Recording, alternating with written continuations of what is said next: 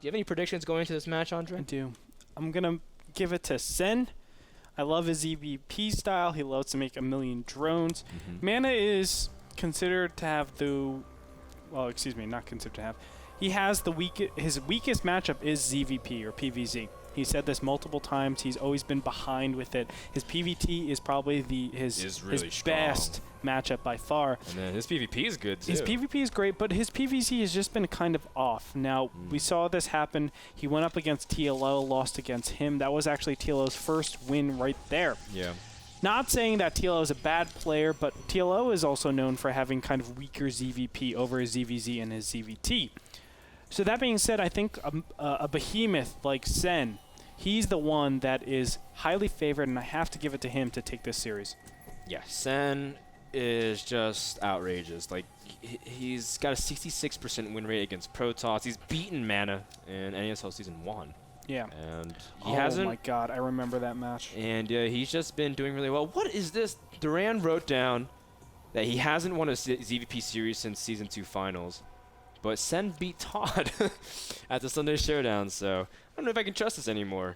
But we do see that MaNa does scout pretty early. Now, scouting after the pylon in PvZ generally is to see if it's safe enough to go for a Nexus first. Also, to try to see what Zerg's up to in case they go for any kind of way to punish Forge Fast Expand. But Ohana, generally a safe map to FFE.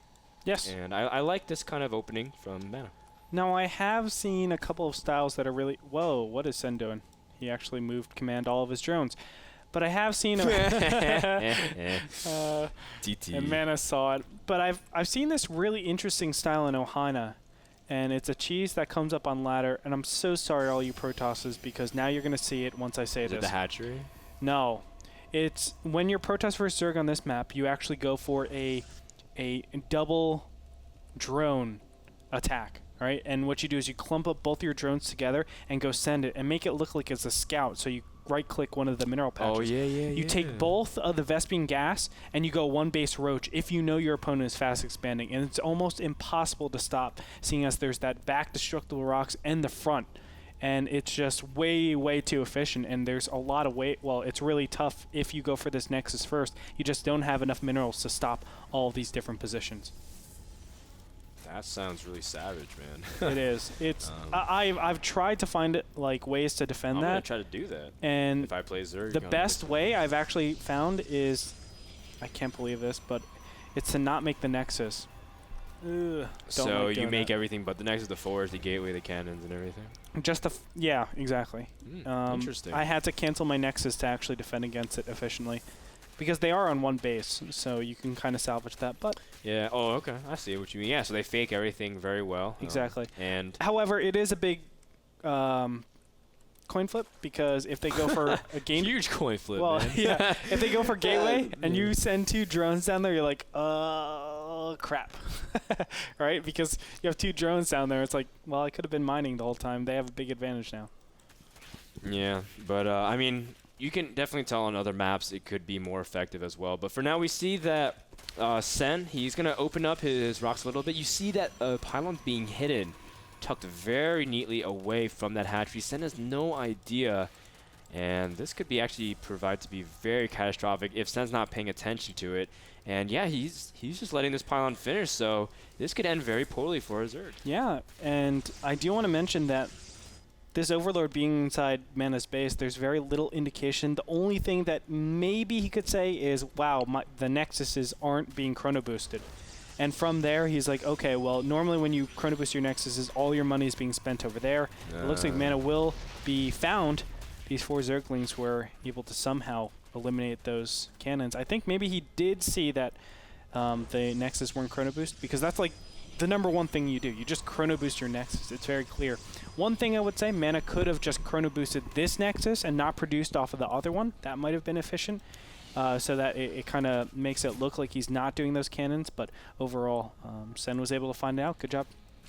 That's interesting. I never thought about chrono boost in terms of cannons and whatnot. So yeah, because think like the chrono boost actually makes you spend a lot faster, right? Yeah. So you don't have that expendable income or that expendable minerals to actually make all those cannons. So if you see no chrono boost, then obviously your opponent is gearing up for something, whether it be gateways, Obviously, you don't see the cybernetics core being chrono boosted, so it's a huge knowledge could bomb, be man. forge. Forge, it could be the gateway. There's something. You have to look where it's allocated. Yeah, and these are small little tells that just give Sen the edge. As you can see that he has his 3 hatcheries pretty comfortably, gassing very intensely. 3 geysers at right now.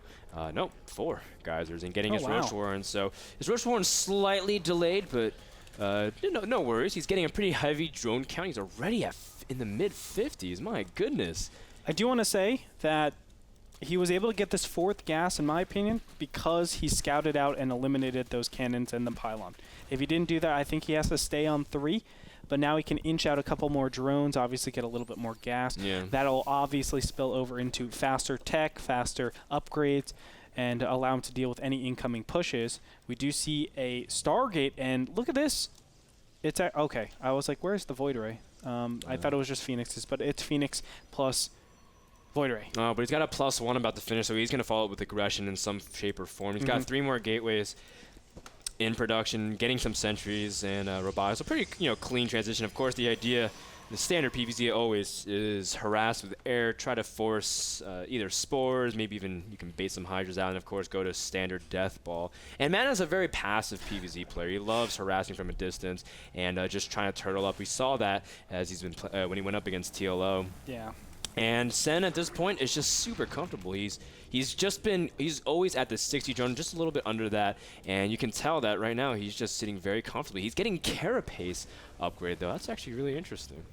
Carapace to deal with the +1, he's trying to have a little bit more relevance with his Zerglings than normal. If he went for +1 missile attacks or +1 melee attack, then his Zerglings would always be 2-shotted. But that's another big, I wouldn't say gamble, but there's a small timing because there could be Twilight Council immediately, and then +2 is inbound. So it works out this game. We'll see how it does a little bit later on. But Sen, I think we can all agree, he's in a pretty comfortable lead, seeing as he's been able to drone up untouched, 67. I mean, look at this. MaNa has been moving out with his Void Rays. No units forced out whatsoever. Sen's been on 1 Zergling up until just now, where a few Zerglings will be popping out. But he's also getting Hydras. Oh my. As you see that MaNa, of course, switching to Robotics Bay Tech, no doubt going to get his Colossus count high. And Sen has a lot of upgrades that we're not used to seeing at this point in time. Ventral Sacks, Groove Spines, Legal Reconstitution. And yeah, I mean, Sen's gearing up for a huge amount of units. Now, I haven't seen this too often out of Sen. He's going for a Hydra Zergling drop and looking to just outdo his opponent. Ahana is a tough map to actually attack into. That's one of the main complaints, I think, from Zergs. But it's really easy to take your bases and kind of defend them pretty effectively. So we're going to see him and the power of these Hydras and Zerglings enabled by the Overlord drop. We're going to see them do a lot of damage, and I think if he hits before the Colossus comes out, he won't hit before there. No, the Colossus will come out, but it doesn't matter. If you have Overlords, you have mobility. And there's 2 things that really limit Hydras against Protoss is range and mobile and low HP. Actually, there's a lot of things going up against Hydras and against Protoss. I was but like, the only thing. I was like, yeah, no. It's just like when you get in an argument with your loved ones, and it's just like, yeah, and you do this, and then all of a sudden you start thinking everything negative. It's like, and you do this, and you don't do this, and you don't do this, and then just get out of control. But yeah, Hydras, if you can drop them next to Army and just let them lay out DPS while being protected, they actually can shred the units really easily before MaNa gets a considerable amount of units out. He does have Thermal Lance about to finish, though, and if Sen wants to really commit to this, he has to strike relatively soon, because I feel like MaNa eventually will have enough units that if you can get a good position, really negate the effect of the drop. But here's the thing right now. It looks like Sen has not been teching up to Spire Tech, and he really needs that. He desperately needs it because his opponent is going just so many Colossus. Yeah. And this is a big 2-base push. I don't think he's really gearing up for a 3rd base, although he could. I mean, MaNa always surprised me. My God, if he puts down a 3rd base, my mind's going to explode. Well, he could be faking it. He could. He could be. But knowing MaNa, he's not going to. He sees the army. No, he sees the army. He's pulling back immediately. He knows. And man, it would be folly.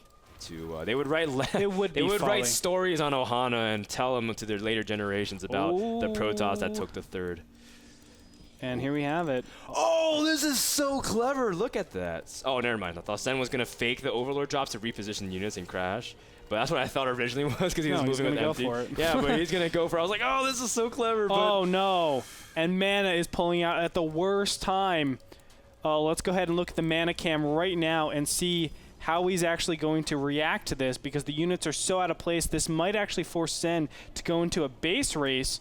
Yeah, because MaNa's already halfway across the map, and his army is not that mobile. His stalkers don't have blinks, so they can't rearrange, and he sees the drop. He's going to immediately start heading back home. MaNa is going to lose a lot of infrastructure and a ton of probes. You see the probes trying to evacuate, but the Roaches and Hydras have something to say about it, as only a few managed to survive the onslaught. MaNa's starting to work on the gateway count, and Sen is dropping at the natural as well. Very good, because he's going to be able to stall enough time at the natural to completely ravage the main, and MaNa completely caught off position, and no matter what, even if he's able to take out the entire army, Sen has bought valuable time. Yeah. As you can see, that he's already preparing a tech switch. This army composition is rubbish against what MaNa is doing, but the sheer positioning was enough to give Sen so much time. Now he has plenty of time to remax. Look at this. The main nexus goes down. All the gateways are unpowered. Wow. I don't know what MaNa can do from here, but another round of Roaches. Oh, they just walked directly in. Oh, that's really bad for MaNa. And you can see Sen picking his opponent apart as MaNa caught in the one group. What is it? The control group syndrome. I was thinking the medical term for that. As you could see that MaNa controlling everything, not really focusing on protecting, and now forced to use all of his resources just to remake his next line. He has no real way to do anything. He can't make any more units. He's deep in the red, and yeah, he's just going to have to counterattack. He's got to make something happen, and Sen should be completely prepared for this. Oh, yeah.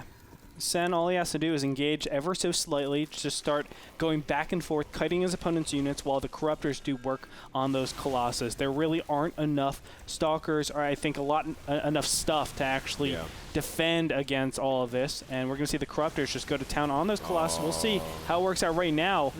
And good initial Baneling drops too. Oh, he's going to try to drop these Banelings onto the army. MaNa's not coming back forward. The Sentries have so much energy, but they will never be able to dispense it because MaNa has been completely exposed. GG. Sen takes game number 1 in dominating fashion. Oh my god, so dominating. That was the perfect word for it. Sen just absolutely ravaged his opponent's base with that beautiful Hydra Roach timing. And I like what he did. He kind of showed his units out in the front and said, hey, come at me, come at me, come at me. And ultimately, MaNa did. He was like, I have a better composition than you. Of course I'm going to come at you. And then instantly, there you had it. The drop came and was inbound and did just so much damage. And that's why ultimately you see that it's really important just for small things. Like Protosses want hallucinations sometimes by mid-game to keep track of stuff. Yeah. Just observer movement. MaNa was playing really blind for a long period of time. And if he knew that was coming, he would never have moved out. Would have shut down the drops. Who knows if he picked off supply, could have went for a counterattack or something, got to third base. The possibilities are unknown. But let's look at the replay of one of the most important moments of the match in the NASL Rewind. We can see that right here. Sen dropping immediately. Now, what I love about this is that Sen knows, okay, I'm not going to unload everything and lose everything. He's going to go ahead and drop half his other army at the natural and continue to keep Protoss away from his main base. Yeah, because think this double drop, it enables the drop in the main to actually have a lot more time to go to work on the Nexus, on the gateways, etc. So removing all the production from the Protoss, it's a lot more intelligent. And I love what you said, Frodan. The fact of the matter is he should have had hallucination. Tracking this army is so important. If he doesn't know where it is, if he loses sight with it, obviously the Zerg army can get in great position. I think MaNa really didn't expect his opponent to be going drop of all things, and it costed him the game.